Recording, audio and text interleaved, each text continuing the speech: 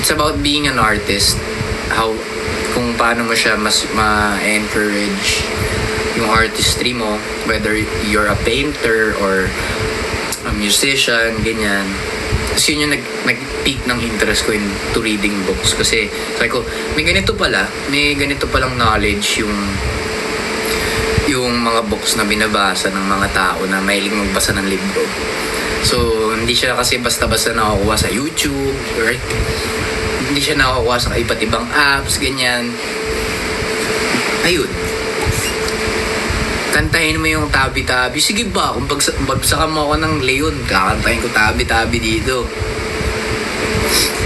Have you considered reading fiction books? Nope. Sa meron ka nung The 8 Habit. Ano yun? Hindi ko alam yun eh. Naging fan ka dahil kay Brr Patapim. Goods yan. Ayoko nung fiction books, Prism. Kasi, kumbaga, I feel like, it's not necessary for me. So, yung self-help books talaga, binabasa ko siya to really help me grow. So, ayun, kung mag-fiction lang din naman ako, manood na lang ako ng movie, di ba? So, it's just a personal thought. So, hindi ko binabangga lahat ng fiction readers dito. Matutulog na sa Last 8 minutes na lang naman, guys. Hindi ko kayo pupuyatin talaga, I swear. Patingin ng book collection mo. Basta madami. Kasi tatayo pa ako, tapos magaganyan ko pa. Medyo lang ako, gusto ko ganito lang, kausapin lang kayo. Hindi guys, hindi ko kayo pupuyatin. I swear.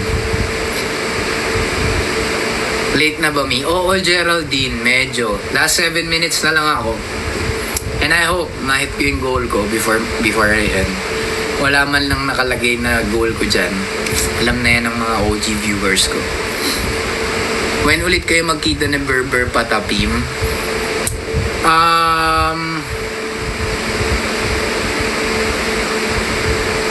Monday.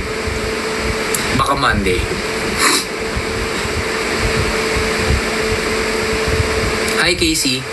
Ito Sam Layon. Magsisin ka mamaya sa GC Oo naman. Sige. Kain ka na po Kuya Sam. After nito. Kakain na ako. Ano word of the day guys? Yan. May tanong si Light Trophy. Ano daw ang word of the day? Sinabi ko ba? Sige. Mag-iisip na lang ako ng word of the day. Ayun, facing. Yan, facing. Facing is word of the day. Tama yung spelling mo. Like, PH. Facing. Thank you guys sa mga nag-gift. Buhay na layon. Huwag naman yung buhay na layon. Baka lamunin naman ako na ng buhay. Thank you for the follow, Iban. Buti ko pa si friends. Lagi yun. Late night talks yun lagi. Pero wala doon lumalabas yung creativity niya Late na ba ako para maging fan nyo? Hindi, Clint. Maging fan ka kahit kailan. Basta fan ka namin. 55k likes na tayo. Let's go. Last 5 minutes, guys. Kain ka na po. Yes po. Dumating na yung pre-love. The King of New York na na-mind ko. That's good, sis. Kaya guys, kung may baka may mga trip kayong damit ko na luma, pinaglumaan, check out Sam's PL. DM nyo lang si Honey kung gusto nyo sumali.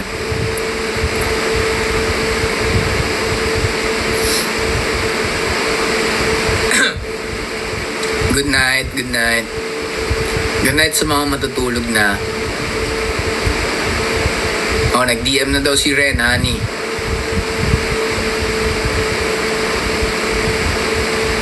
Tinatry niya mag-prank call. Paano yan? Hindi ako sasagot. Hindi ako pala sagot, guys. Kaya ba ito yung 100k likes ng 4 minutes? Kaya to. Hello, Kenzu. Nag-appear tayo nung MNG sa SM Manila. Ako yung tumawag sa'yo ng bossing. Ah, ikaw pala yun. Hi, Monday.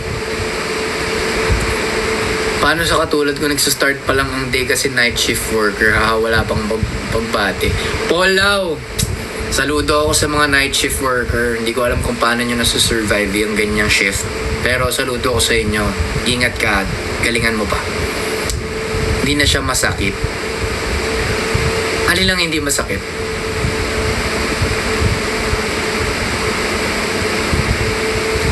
Saan next mall tour? Hindi pa sure eh. Hi, Jeje. Last 3 minutes, guys. Pinrank call niya. Buti na lang di ako sumagot. Kasi ako patola ako naniniwala ako eh. Hindi ko marirealize agad na prank yun eh.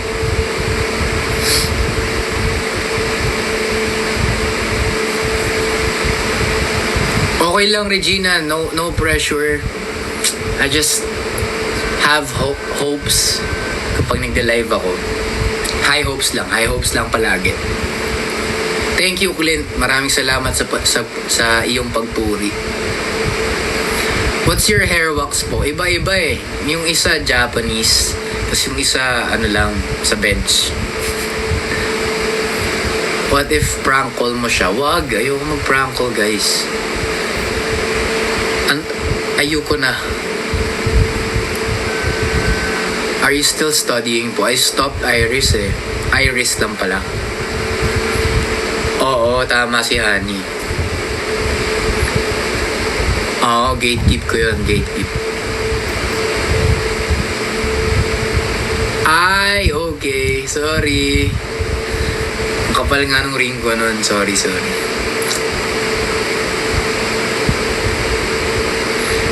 Nag-expire na yung kay Irish, okay lang yan.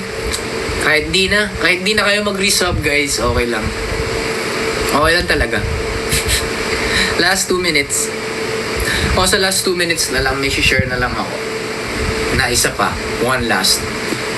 Para naman maging useful ako sa inyo. Hindi lang basta bati ako ng bati and stuff.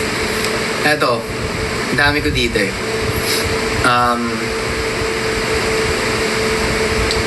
Eto, law of vibration. Yung law of vibration, guys, lahat ng mga iniisip natin, nafe-feel natin at sinasabi natin, nagre-resonate, kumbaga nagva-vibrate yon towards the universe. Tapos, yung vibration na yon, kung yun yung ini-emit mo palagi, yun yung ibabalik sa'yo ng universe.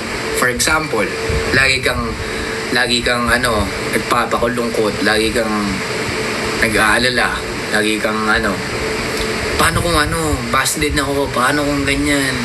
Di ba busted din ka talaga? Di ba? Ganun lang yun, simple. Law of vibration. Pag lagi kang kabado, kunwari ako, kabado ako sa stage.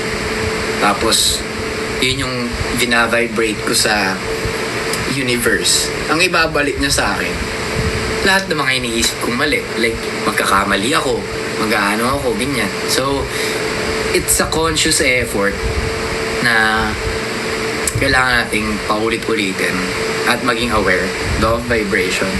So, yun guys, 11 na. Maraming salamat sa mga nanood and thank you for your time. Hindi natin na-reach yung goal natin ngayon. Okay lang yun.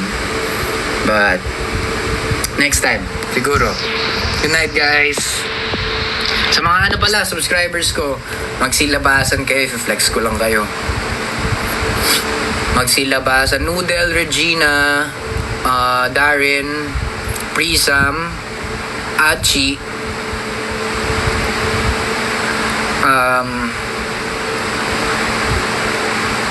okay, yun lang. Regina, Sky Maiden, okay. Good night, guys. Good night. Honey. Achi. Thank you guys. Thank you. Noodle. Okay, bye-bye guys.